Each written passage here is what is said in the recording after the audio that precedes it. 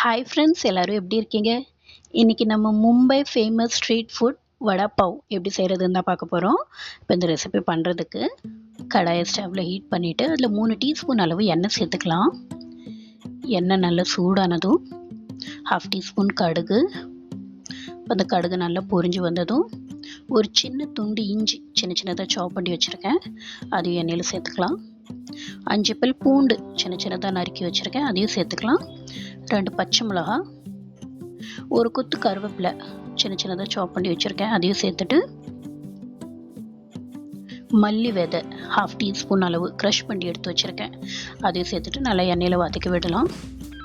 இப்போ ஒரு 4 உருளைக்கிழங்கு முதல்ல வேக வச்சு எடுத்து வச்சுருக்கேன், அது நல்லா மேஷ் பண்ணி இந்த தாளிப்பில் சேர்த்துக்கலாம். அதை நல்லா மிக்ஸ் பண்ணி விட்டுருங்க.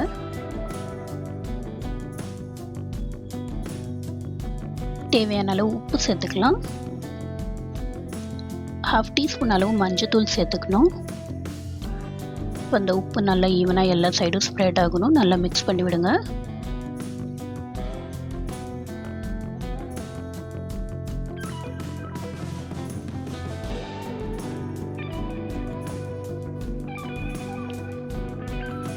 ஸ்டவ் ஆஃப் பண்ணிவிட்டு நல்லா இந்த மசாலாவை ஆற விட்டுடலாம். மீன்வைல் நம்ம பேட்டர் ரெடி பண்ணிக்கலாம். நான் இங்கே 1 கப் அளவு கடலை மாவு எடுத்திருக்கேன், 1 டீஸ்பூன் அளவு மிளகாத்தூள்,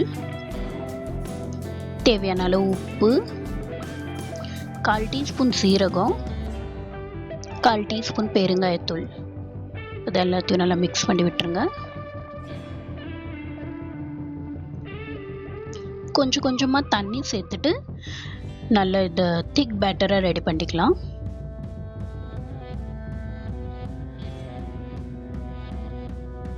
அந்த பேட்டர் ரெடி ஆயிடுச்சு.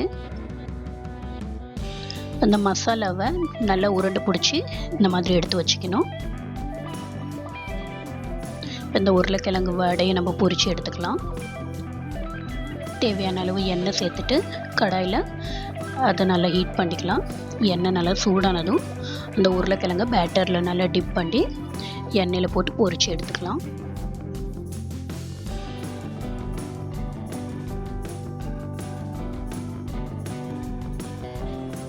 இது ஒன்றுக்கு ஒன்று ஒட்டாமல் கொஞ்சம் நல்லா தனித்தனியாக எடுத்து விடணும்.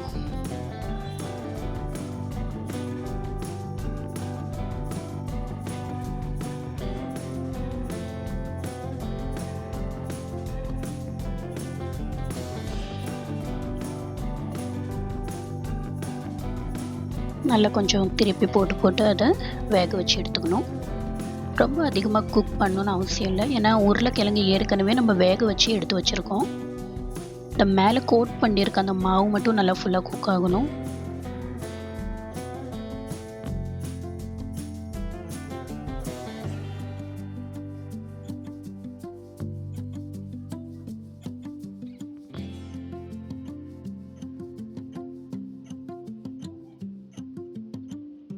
இப்போ இந்த பட்டாட்டா வடை, அதாவது உருளைக்கிழங்கு வடை ஃபுல்லாக குக் ஆகிடுச்சு.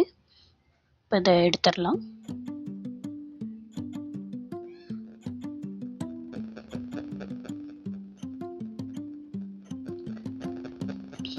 இப்போ இதே மாதிரி மீதம் இருக்கிற அந்த வடையும் ஃபுல்லாக எடுத்து பொரிச்சு எடுத்துக்கலாம்.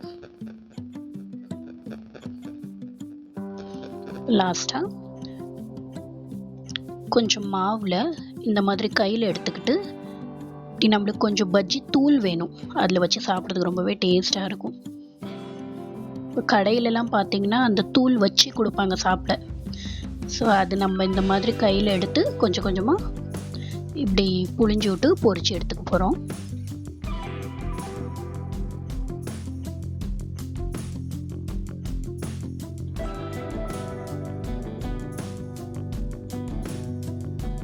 இதை நல்லா வேக வச்சு எடுத்துக்க.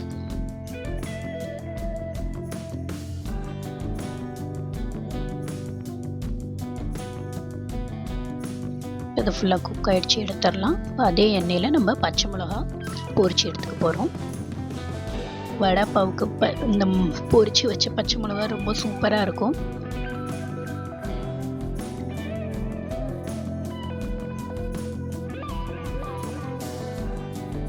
ஸோ அதுவும் நல்லா எண்ணெயில் ஃப்ரை பண்ணி எடுத்துக்கணும். இந்த வடைப்பாவு ஃபுல்லாகவே நம்ம ரெடி பண்ணியாச்சு. நம்ம பாவில் கொஞ்சமாக ரெட் சட்னி, இனிப்பு சட்னி, இது அப்புறம் கொஞ்சம் க்ரீன் சட்னி, அது கார சட்னி அதுவும் சேர்த்துட்டு நம்ம வடை வச்சு இந்த வடைப்பாவை சர்வ் பண்ணிடலாம். கூடவே அந்த பொரிச்சு வச்சுருக்கிற தூளும் சேர்த்துக்கலாம்.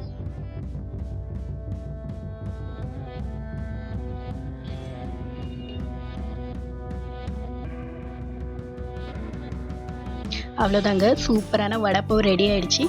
நம்ம இப்போ இதை டேஸ்ட் பண்ணிடலாம். நான் டேஸ்டிங்க்கு எங்கள் அண்ணன் கிட்ட தான் கொடுத்தேன்.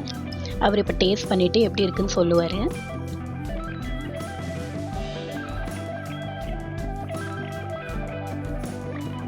அவர் எதுவுமே பேசாமல் ஃபுல்லாகவே சாப்பிட்டுட்டாரு. ரொம்பவே டேஸ்ட்டாக இருந்துச்சு. நானும் சாப்பிட்டு பார்த்தேன். நீங்களும் இந்த ரெசிபியை ட்ரை பண்ணிவிட்டு டேஸ்ட் பண்ணி பார்த்துட்டு எப்படி இருந்துச்சுன்னு எனக்கு கமெண்ட் பண்ணுங்கள். வீடியோ பிடிச்சிருந்தா லைக் பண்ணுங்கள். மறக்காமல் சேனலை சப்ஸ்கிரைப் பண்ணுங்கள். பாய்.